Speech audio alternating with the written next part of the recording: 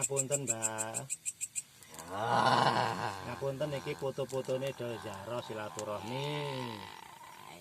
Ngapunten menawi mengganggu ganjang ngaso nggih. Nggih.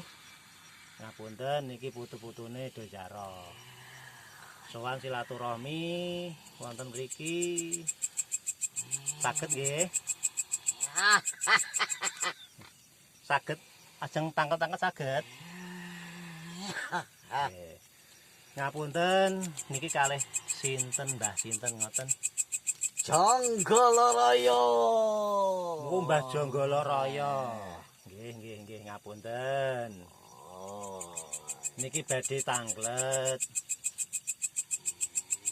Mbah Jonggolaraya saking pundi? Asli mriki napa saking pundi? Aku ning kene sangka alas mentok durung dibah.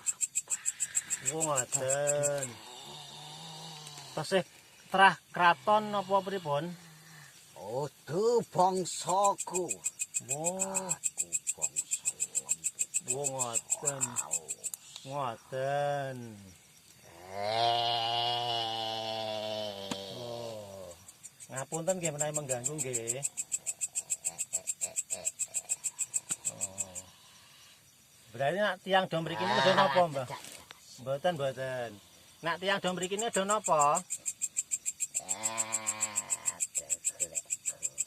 Golek napa niku? Nyate kuwi sing Njaluk sugih ngoten. Oh, lah niki berarti niki kosong napa nggih? Lah tulune Mbah Baladewa ngoten niku kabar. Kabare lho niku, Mbah. Dadi kosong nih nggih. ya pusihona suku ya. Ngoten. Lah terus ado ten mriki sing ngabulke sinten? Sing ngabulke sinten ado mriki niku? Anak buah-buah. Oh, ngoten. Lah nek ado njaluk mriki niku jenengan nyuwun apa? Ono sing jaluk beres, ono sing jaluk sugih lancar. Imbalane napa niku, Mbah?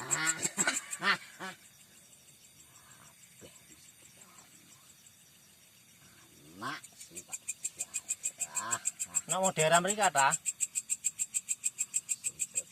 binger-binger kuwi. Oh, ngoten. Niki pun dangu nggih. Lah kok jenengan saged teng mriki? Ono ati sing kepleset pencut. Lah niki sing gawe sinten niki sing gawe niki? Ya sing wis tak kapul. Oh, ngoten. Lah nak niku mangke pun melu teng mriko kenapa niku? Jadi budak. Oh, dadi budak. Pun enten pun tiang pinten sing mriki? Ngok Enten 1000? jaman dhisik. Oh, ke jaman dhisik niku. Wala, ngoten to. Sampean ning kono ae. Ora rene-rene. Mboten. Mboten. Aku ora kuat padamu. Aku ora kuat. Mboten kula namung niate sae, namung silaturahmi. Aja suwe-suwe. Pun jenengan sing mantuk. Nggih. Monggo kula digeke mantuk nggih. Nggo mantuk nggo. Nggo.